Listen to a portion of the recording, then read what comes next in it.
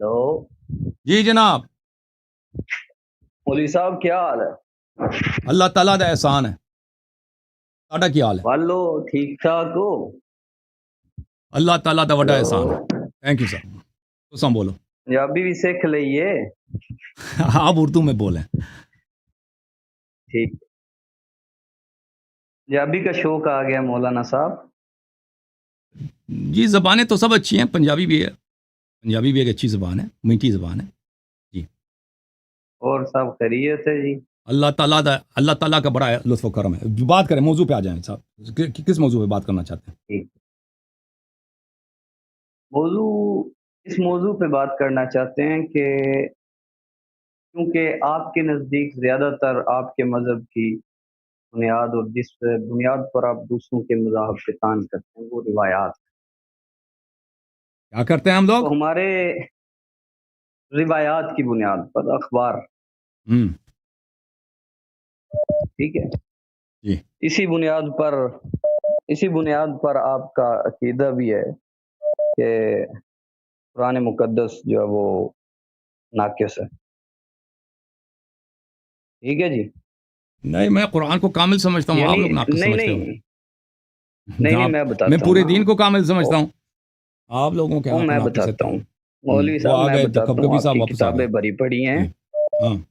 آپ کے مولویوں کے اقرارات بھی موجود ہیں. تو ٹھیک ہے، ابو اس بکر طرح عمر نہیں کے بات. اقرارات نہیں ہیں؟ ابو بکر عمر کے اقرارات میں نہیں بتاتا ہوں. آپ مجھے یہ جواب دے دیں ہیں؟ کہ کیا روایت کو قرآن کے اوپر حجت بنایا جا سکتا ہے؟ دیکھیں قرآن اپنی تاریخ تو خود نہیں بتاتی نا. قرآن کی تاریخ کہ قرآن کہاں پہ جمع ہوا، کس طرح جمع ہوا، کس نے جمع کیا. جن لوگوں نے قرآن تاریخ جمع کیا ہے کیا. مولوی او صاحب؟ بھائی آپ سن لیں نا. ہاں. قرآن کی تاریخ میں آپ کو بتا رہا ہوں کہ آپ کسی بات کو قرآن پہ اولویت رکھ دیں. یہ بات سوال ہی غلط ہے. یہاں پر ایک موضوع جو قرآن نے نہیں تاریخ نہیں بتاؤ مجھے. میں او تاریخ کا بھائی سوال نہیں کر رہا میں جواب دے رہا ہوں، مولوی آپ سن صاحب. لیں. آپ نہیں جواب آپ ٹو دی پوائنٹ دیں. میرے سوال کا جواب دیں. دوسری طرف دیکھیں نہیں جانا آپ نے. میں حدیث سوال اس کر رہا قرآن ہوں. میں تصادم ہے ہی نہیں. میں مولوی صاحب میں سوال کر رہا ہوں کہ کیا روایت کو قرآن پر حجت بنایا جا سکتا ہے؟ تو سمجھ گیا آپ کا سوال. آپ لوگوں کی مشکل میں یہی نے ہے کہ یہ سوال کرتے میں نے ہیں آپ اور ہمیں جواب سنو، نہیں دینے دیتے نا. جواب ٹو دی پوائنٹ ہونا چاہیے نا. جواب یہ نہیں ہے کہ جواب تو چاول اور جواب آپ کا جو جناب میں وہ نے چنا بن جائے. آپ نے مجھے جواب کب دینے دیا ہے؟ آپ نے تو مجھے کاٹ دیا. جواب ٹھیک دینے ہے دو. تو اگر جواب ٹھیک ہے غلط ہوا تو پھر آپ کہہ دینا آپ کا جواب چلیں. یہ غیر ناکامل ہے یا غیر مربوط ہے یا یہ اس کا تعلق نہیں جواب سے. دیکھیں جواب اللہ دینے دو یاری صاحب. پھر کہہ دو نا. ٹھیک ہے آپ جواب دیں. میری ایک بات سن لیں بس. اوکے. چونکہ آپ کے جو تھم نیل وغیرہ ان پہ آپ نے ٹائٹل دیا ہوتا ہے مناظرات کا. مناظرہ یہ ٹھیک ہے. تو مناظر تو آپ کے سامنے آتے نہیں ہیں. عام عوام لوگ آتے ہیں. ہم بھی ایک طالب علم ہیں. تو کیا مسئلہ پڑھتے ہو؟ یہ ہے. کی پڑھتے ہو میں تو بتاتا ہوں نا مسئلہ. کیا پڑھتے ہیں؟ کس چیز کا طالب علم ہے؟ میں قرآن و حدیث کا طالب علم ہوں. کس مدرسے ٹھیک ہے. میں کس درجے تک پہنچے ہیں بھائی؟ میں ابھی آخری درجے میں ہوں. تو مولوی ہے نا. تو پھر کیا ہوا؟ طالب علم نہیں ہوا تو پھر تو ہاں مولوی بن جائے، شیخ الحدیث بن جائے، طالب علم ہی رہتا ہے.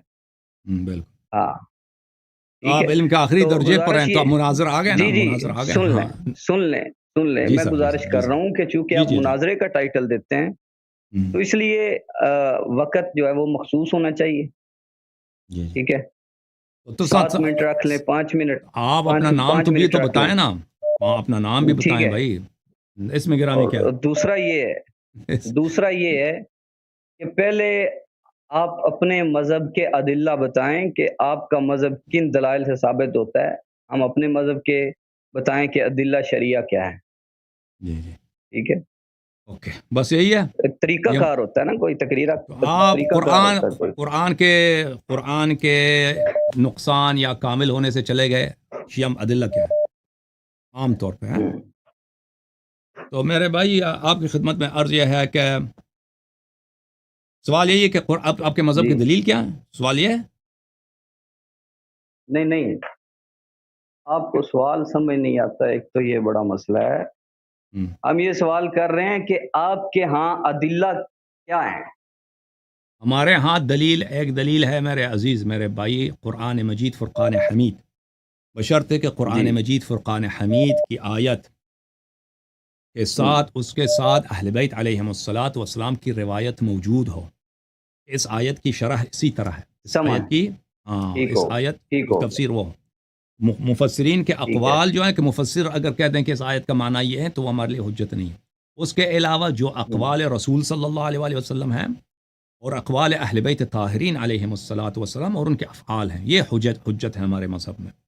اس کے علاوہ حق و باطل کے دلیل میں اگر کوئی ایسی چیز ہے جو عقل اس کو سمجھ سکتی ہے، بہت ساری باتیں ہیں جو عقل ان کو نہیں سمجھ سکتی اور عقل خود بھی کہتا ہے مجھے نہیں یہ سمجھ آتی. مثلا یہ کہ نماز فجر جو ہے 2 رکعت ہے، مثلا تیمم جو ہے تیمم مٹی سے کرنی چاہیے، پانی جب نہ ہو تیمم کر رو مٹی سے. یہ باتیں جو ہے نا تعبدی ہیں، یہ عقل میں ان کا راستہ نہیں ہے، تو یہ ان باتوں میں عقل حجت نہیں ہے. لیکن ایسی باتیں ہیں کہ اگر عقل کے سامنے رکھی جائیں تو عقل بتا دیتا کہ یہ بات حق ہے، یہ باطل ہے. مثلا اگر توحید کے اللہ کے وحدانیت کے، اللہ کے وجود کے جو براہین ہیں، جو دلائل ہیں، وہ اگر ایک شخص مسلمان بھی نہیں ہے، مثلا ابھی قرآن سنت کو مانتا بھی نہیں ہے، اس کے سامنے رکھا جائے کہ دیکھو اللہ کی اتنی نشانیاں ہیں عالم میں، خلقت میں، کہ اس عالم کا حتماً ایک خالق قدیر ہے، خالق علیم ہے، تو انسان کا عقل شہادت دے دیتا ہے کہ یہ بات صحیح ہے. تو ایسی باتوں میں جن کو عقل سمجھ سکتا ہے تو ان میں عقل بھی حجت ہے. ٹھیک ہے نا، یہ ہمارے مذہب میں دلائل یہ ہیں. اس کے علاوہ حجت اقوال علماء یا علماء کے اجماع یہ وغیرہ اس کی کوئی اہمیت نہیں ہے. جی سر. تو آپ گزارش یہ کہ آپ نے کہا کہ قرآن مقدس جو ہے وہ اس کے ساتھ روایت کوئی ہو اہل بیت کی یا رسول اللہ صلی اللہ علیہ وآلہ وسلم تو پھر وہ حجت ہے. یعنی قرآن کو آپ نے مقید کر دیا ہے روایت کے ساتھ، یہ قرآن کی مفہوم کے ساتھ. دیکھیں اللہ تعالیٰ نے قرآن کو آپ نے، میری بات سن لیں، قرآن کو آپ نے معذور بنا دیا کہ قرآن خود کوئی معنی رکھتا ہی نہیں اپنے اندر. پھر تو قرآن کو بالکل سائڈ پہ کر دیں اور صرف روایت کو رکھیں نا. اصل مدعا آپ کا یہ ہے. نہیں دیکھیں قرآن مجید کو اللہ تعالیٰ نے قرآن کے سامنے روایت کی حیثیت یہ نہیں ہے کہ وہ قرآن کے اوپر حاکم بن جائے. تو جب اللہ تعالیٰ نے روایات پہ حکم ہے، روایات قرآن پہ حکم نہیں ہے. مولوی صاحب وہ آپ کا مذہب ہے نا، آپ اہل بیت علیہ السلام کے منہج کو نہیں جانتے. جب اللہ تعالیٰ یہی مذہب ہے، اصول کافی میں ہے. نہیں آپ سن لیں پلیز. وہ کافی میں امام جعفر صادق علیہ السلام کا فرمان نہیں ہے کہ کوئی بھی حدیث ملے فاعرضوا علی کتاب اللہ. جی بالکل، اسے اللہ کی کتاب کے سامنے پیش کیا کرو. وہ کسی بھی حدیث کی نہیں ہے، وہ ان حدیث کی ہے جن احادیث میں اختلاف ہے. اچھا میری بات سنیں نہیں ہاں جی بتائیں. ہاں آپ نے ہمارے منہج کا پوچھا، میں آپ کے منہج کو بتا رہا ہوں. جو شیعہ مذہب میں جو منہج ہے وہ یہی ہے. قرآن مجید اللہ تعالیٰ بھائی بات سنو نا، آپ کا منہج اہل بیت کے منہج سے ٹکرا رہا ہے یہاں پہ. نہیں وہ آپ جو ہے نا، آپ اہل بیت علیہ السلام کو مانتے بھی نہیں ہیں. آپ اہل بیت علیہ السلام کا منہج ہمیں نہ سکھائیں، آپ کو ضرورت نہیں، آپ اپنے منہج کا الزام نہیں لگائیں. بھائی چپ کریں، جواب دیں ہمیں، اور جواب دینے دو نا بھائی. دیکھیں قرآن مجید کو اللہ تعالیٰ نے اس طرح چاپ کر کے گتی پہ اس طرح تو نہیں بھیجا نا. قرآن سے پہلے معلم قرآن آئے، هو الذي ارسل رسوله بالهدى ودين الحق. بسم الله الرحمن الرحيم. هو الذي بعث في الاميين رسولا منهم يتلو عليهم آياته ويزكيهم ويعلمهم الكتاب والحكمة وإن كانوا من قبل لفي ضلال مبين. رب تعالی وہ رب ہے جس نے اہل مکہ میں، امیین میں، انہی اہل مکہ میں سے ایک رسول صلی اللہ علیہ وآلہ وسلم کو رسول بنا کر بھیجا ہے. یتلو علیہم آیات ہے کہ اس رسول کا یہ کام ہے کہ یہ آیات الہی کی تلاوت کرتا ہے، نمبر 1. وَيُزَكِّيهِمْ اور ان کی تزکیہ کرتا ہے، ان کو پاکی سکھاتا ہے. وَيُعَلِّمُهُمُ الْكِتَابَ وَالْحِكْمَةَ اور ان کو کتاب اور حکمت سکھاتا ہے. تو نبی کریم صلی اللہ علیہ وآلہ وسلم وہ اہل مکہ تھے، وہ اہل زبان تھے، ان کو ڈکشنری کی ضرورت بھی نہیں تھی. وہ رسول پاک صلی اللہ علیہ وسلم کی زبان اقدس سے قرآن سنتے تھے، تو ان کو بھی معلم کی ضرورت تھی کہ قرآن کیا کہہ رہا ہے. قرآن کے آیات ایسے ہیں کہ قرآن کے آیات ایسے ہیں کہ انسان کا ذہن اس میں ڈنگ رہ جاتا ہے کہ اس کی تفسیر کیا ہے. اسی لیے تفسیر کی اتنی کتابیں ہیں، اور ہر آیت کے ذیل میں آپ کھول دیں، آپ برائے مہربانی کھول دیں تفسیر تفسیر طبری، ہر آیہ کے ذیل میں کتنے اقوال ہیں؟ وہ اقوال ایسے لوگوں کی نہیں ہے جو فالتو ایسے بیوقوف لوگ تھے، وہ اپنے زمانے کے بڑے بڑے علماء تھے، اس میں تابعین اور صحابہ کے اقوال ہیں، اور ان اقوال میں آپ دیکھتے ہیں کہ اختلاف ہے اقوال میں، اس طرح نہیں، وہ نہیں ہے کہ ان کو عربی نہیں آتی تھی، یہ نہیں تھا کہ وہ بیوقوف تھے یا احمق لوگ تھے، لیکن ہر ایک نے قرآن سے کچھ اور سمجھا ہے۔ ہر آیت میں بسم اللہ سے آپ شروع کریں، بسم اللہ الرحمن الرحیم کے تفسیر میں اتنے اقوال ہیں، انسان کا عقل دنگ رہ جاتا ہے۔ تو اسی طرح سین والناس تک وہاں پہ اختلافات ہیں، تو اللہ تعالیٰ نے لیکن یہاں پر آپ لوگوں نے چھوڑ دیا ہے وہ حضرات جو قرآن کے قرین ہیں، انی تارک فیکم من اخذتم به لن تضلوا بعدی ابدا کتاب اللہ وعترتی وانہما لن یفترقا حتی یرد علی الحوض، کہ قرآن اور اہل بیت میں کبھی افتراق ہی نہیں، آپ نے ان کو چھوڑ دیا ہے، لذا لیکن ہم نے نہیں چھوڑا ہے، ہمارا عرض یہ ہے کہ قرآن مجید کو سمجھنے کے لیے قرآن مجید کا بہترین معلم رسول اللہ صلی اللہ علیہ وآلہ وسلم اور اہل بیت طاہرین علیہم السلام ہے، ٹھیک ہے نا؟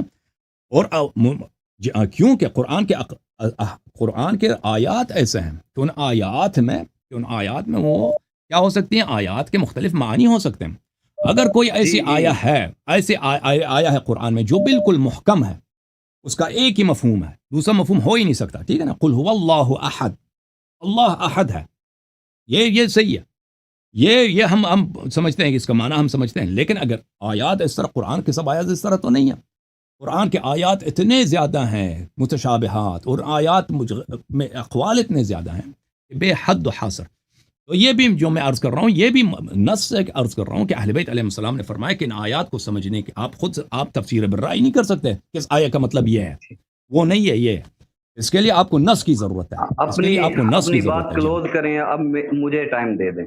اوکے جی جناب، آپ نے بہت لمبی تقریر کر لی ہے، اوکے، اب مجھے اجازت دیں جناب، بولوں؟ جی سر بولیں۔ میری گزارش یہ ہے، آپ اصل میں الزام کی طرف جاتے ہیں، آپ مانتے ہیں، آپ نہیں مانتے، ہم مانتے ہیں، الزام بعد میں لگائیں، پہلے ثابت کریں۔ ہم یہ عرض کر رہے ہیں کہ روایت کیا قرآن کے اوپر حجت ہو سکتی ہے؟ اس کا آپ نے جواب دیا کہ قرآن کے سب سے بڑے معلم سرکار دو عالم صلی اللہ علیہ وسلم اور اہل البیت علیہ السلام، اس بات پہ ہمارا ایمان ہے، لیکن آج کی ڈیٹ میں کیا آپ سرکار دو عالم صلی اللہ علیہ وسلم سے ڈائریکٹلی سیکھ رہے ہیں؟ کیا ائمہ اہل بیت سے آپ ڈائریکٹلی قرآن کی تعلیم لے رہے ہیں؟ ایسا تو نہیں ہے۔ آج کی ڈیٹ تک ان کی روایات کے ذریعے سے، رجال کے ذریعے سے ہمارے تک ان کی خبریں پہنچی ہیں، تو اس واسطے ان خبروں کے اندر کیا سچائی ہے کہ واقعتاً یہ رسول اللہ کا فرمان ہے؟ کیسے پتہ چلے کہ واقعتاً یہ اہل البیت علیہ السلام کا فرمان ہے؟ آپ کے حدیث مشکوک ہے نا، ہمارے حدیث مشکوک نہیں ہے۔ میں نہیں تمہاری بھی مشکوک ہے، اس میں کوئی تو جس کو سنت پہ شک ہے وہ خود اس نے اپنا نام اہل سنت رکھا ہے، تو نام چینج کرو نا، جب تمہارا سنت ہی مشکوک ہے۔ اس طرح نہیں، بچے آپ ہیں، اس طرح نہیں، اور بدتمیزی بند کرو، آپ ہیں۔ اوکے بچوں، میں نے آپ کو نہیں کہا، آپ نے مجھے بچوں کہا۔ اوکے خدا حافظ، تھینک یو سر۔ آپ نے اپنا نام اہل سنت رکھا، کہتے اوے یہ احادیث جو ہیں وہ کیا ہیں، یہ مشکوک ہیں، ہمیں پتہ ہی نہیں۔ جب پتہ ہی نہیں تو اتباع کیوں کر رہے ہو؟ تو کیوں اپنا نام اہل سنت رکھا ہے؟ تو اپنا نام چینج کرو، کچھ اور رکھو بھائی، اہل قرآن رکھ دو، قرآن یقینی ہے، سنت مشکوک ہے، چھوڑ دو۔ عرض یہ ہے کہ اگر ایک چیز مشکوک ہے، آپ نہیں کہہ سکتے یہ صحیح ہے۔ اگر ایک چیز مشکوک، اگر آپ کو آپ کی سنت پہ شک ہے تو کیوں اس کو اتباع کر رہے ہو؟ عقل کہتا ہے، بھلے قرآن کہتا ہے ان الظن لا یغنی عن الحق شیئا، ظن جو ہے وہ حق کی جگہ نہیں لیتا، ظن اور حق سے آپ کو بے نیاز نہیں کرتا۔ اگر آپ کو گمان ہے، شک ہے، اس کو چھوڑ دیں۔ تو ہمارے جو احادیث روایات ہیں اہل بیت طاہرین علیہم الصلاۃ والسلام سے، یہ موثوق ہیں یا معتمد علیہ ہیں، یہ اہل بیت علیہ السلام سے صادر ہیں، اور اس کی وجہ کیا ہے؟ جس انداز سے یہ جمع ہوئی ہیں، آپ کی طرح تو ہے نہیں 200 سال تک وہ سینہ بسینہ آ رہا ہے، سچ جھوٹ پر بخاری نے لکھ دیا، اور آپ کو شک ہو رہا ہے بھی کہ یہ مشکوک ہیں، اس لیے قرآن پہ یہ حکم نہیں ہو سکتا۔ نہیں، ہمارے پاس احادیث ہیں تفسیر میں اہل بیت طاہرین علیہم الصلاۃ والسلام سے، ہمیں اطمینان یقین ہے اہل بیت علیہ السلام کا کلام ہے، ہم اہل بیت علیہ قرآن کی تفسیر ان سے لیتے ہیں۔ اہل بیت علیہ آپ کے پاس رسول اللہ صلی اللہ علیہ وسلم سے تو تفسیر ہے ہی نہیں، آپ کا تفسیر کہاں آپ کے پاس؟ اس آیت کا تفسیر یہ ہے، کچھ بھی نہیں آپ لوگوں کے پاس۔ اوکے، تو یہ آپ کی آپ کی کمزوری ہے، آپ کی مشکل ہے. اگر آپ نے گالی دیا نا، بدتمیزی شروع کی ہے، تو میں آپ سے بات کرنا جو ہے ختم کیا. اب جو ہے کپ کپی صاحب آئے ہیں، ان کے ساتھ جو ہے گفتگو ہمارا ختم ہے. ان کو 5 منٹ ٹائم دے دیتے ہیں، یہ جو مرضی کہہ دیں. اس کے بعد جو ہے نا بدتمیزی نہ کریں، بلکہ جو بھی کہنا چاہتے ہیں. پھر میں دوسرا کال لے لوں گا، کیونکہ بہت سارے لوگ ادھر منتظر.